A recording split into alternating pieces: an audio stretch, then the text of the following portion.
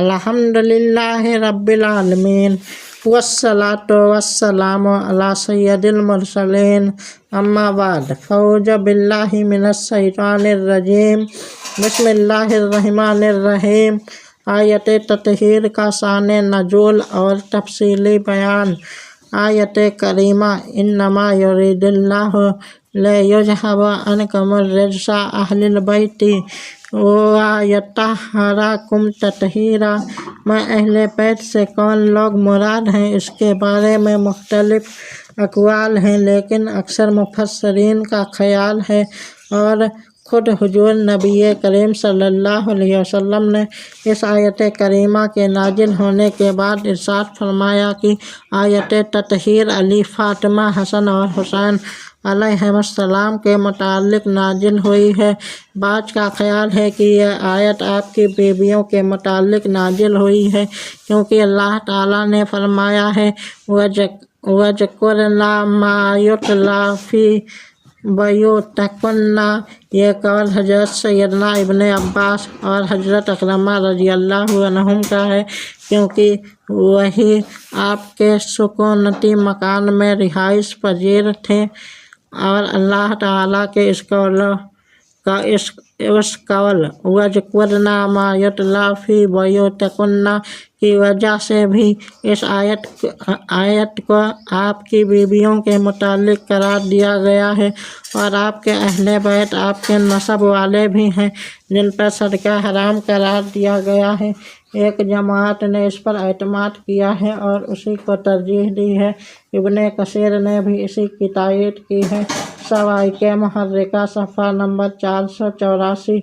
बहरहाल जो लोग अहले बैत से उम्महातुल मोमिनीन मुराद लेते हैं और वह लोग जो अहले बैत से हज़रात पंजतन पाक मुराद लेते हैं, दोनों जमातों के पास दलाइल मौजूद हैं, मगर अक्सरियत दूसरे कौल के हक़ में है।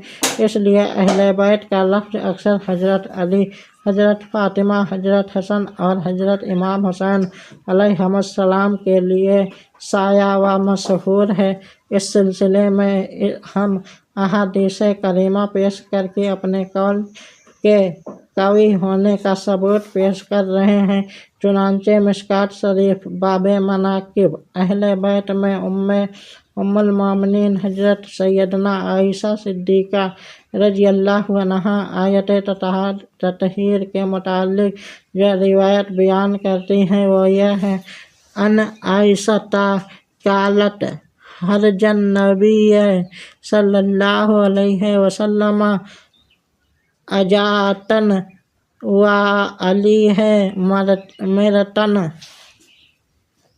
मुरहल्लन मनसारे असुद फजा अल हसन बिन अली है फदखलहु सुम्मा जाल हुसैन फदखलो माहु सुम्मा जाअत फातिमत फदखलहा सुम्मा जाअ अली फदखलहु सुम्मा काला इन्नमा युरीदुल्लाहु लियुज़हिबा अन्कुमुर रिज्सा अहलिल बैत व यत्तहिरकुम तत्हीरा।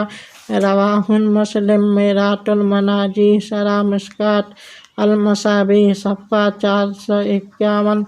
हज़रत आयशा सिद्दीक़ा रज़ियल्लाहु ताला अन्हा से रिवायत है कि एक सुबह हुज़ूर नबी करीम सल्लल्लाहु अलैहि वसल्लम बाहर तशरीफ़ लाए। आप पर काले अवन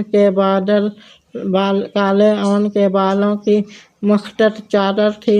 बस हज़रत हसन अलैहिस्सलाम बिन अली अलैहिस्सलाम आए। हुज़ूर सल्लल्लाहु अलैहि वसल्लम ने उन्हें अपनी चादर में दाखिल फरमा लिया। फिर जनाब हुसैन अलैहिस्सलाम आए तो वह भी उनके साथ चादर में दाखिल हो गए। फिर हज़रत फ़ातिमा अलैहिस्सलाम आई, उन्हें भी दाखिल फरमा लिया। फिर हज़रत अली अलैहिस्सलाम आए, उन्हें भी दाखिल फरमा लिया। फिर फरमाया, ए नबी के घर वालों, अल्लाह चाहता है कि तुमसे गंदगी दूर करे और तुमको खूब पाक साफ फरमा दे। دوسری روایت ام المومنین حضرت سیدہ ام سلمہ رضی اللہ عنہا اس طرح مروی ہے ان عمر بن ابی سلمۃ ربی بن نبی صلی اللہ تعالی علیہ وسلم لما نزلت هذه الآية على النبي صلى الله تعالى عليه وسلم إنما يريد الله ليذهب عنكم الرجس أهل البيت ويطهركم تطهيرا في بيت أم سلمة فدعا فاطمة وحسنا وحسينا فجللهم بكساء وعلي خلف جهره فجله بكساء ثم قال هؤلاء أهل البيت فاذهب عنهم الرجس وطهرهم تطهيرا. قالت أم سلمة وأنا معهم يا نبي الله. قال أنت على مكانك وأنت علي خيبر. ترمذی شریف جلد صفحہ نمبر 485.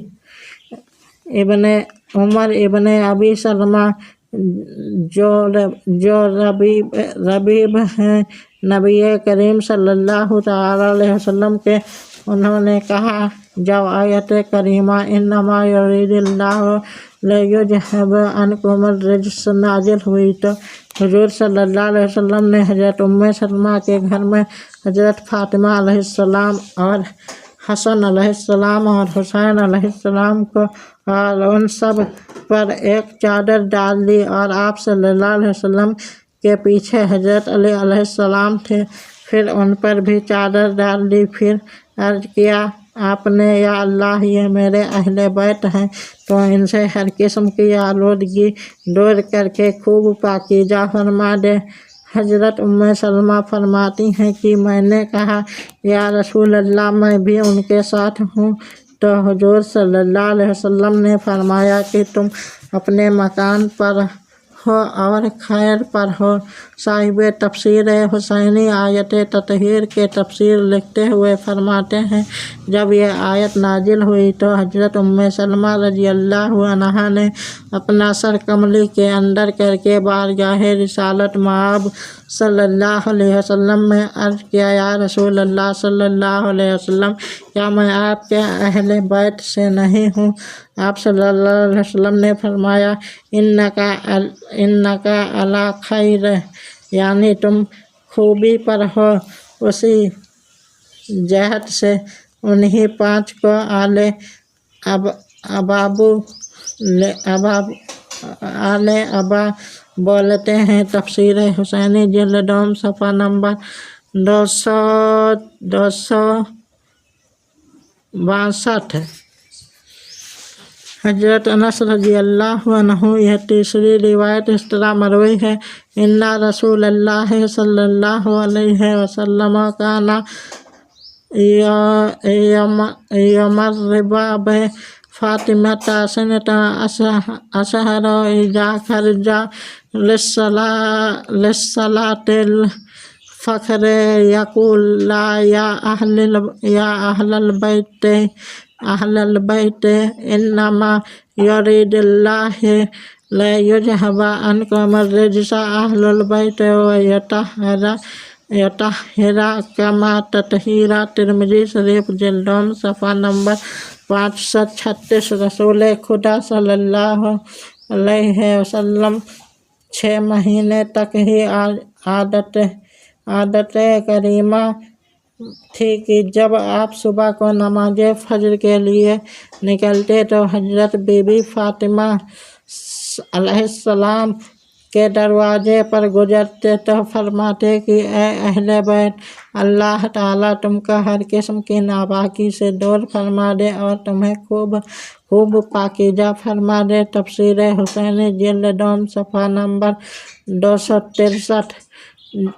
چوتھی روایت مشہور صحابی رسول حضرت ابو سعید خدری رضی اللہ عنہ سے مروی ہے، رسول کریم صلی اللہ علیہ وسلم نے فرمایا، نزلت ہاذہ الآیۃ فی خمسۃ فیّ وفی علی وفاطمۃ وحسن وحسین، انما یرید اللہ لیذھب عنکم الرجس اہل البیت ویطہرکم تطہیرا۔ یہ آیت کریمہ انما یرید اللہ لیذھب عنکم الرجس 5 شخصوں کے بارے میں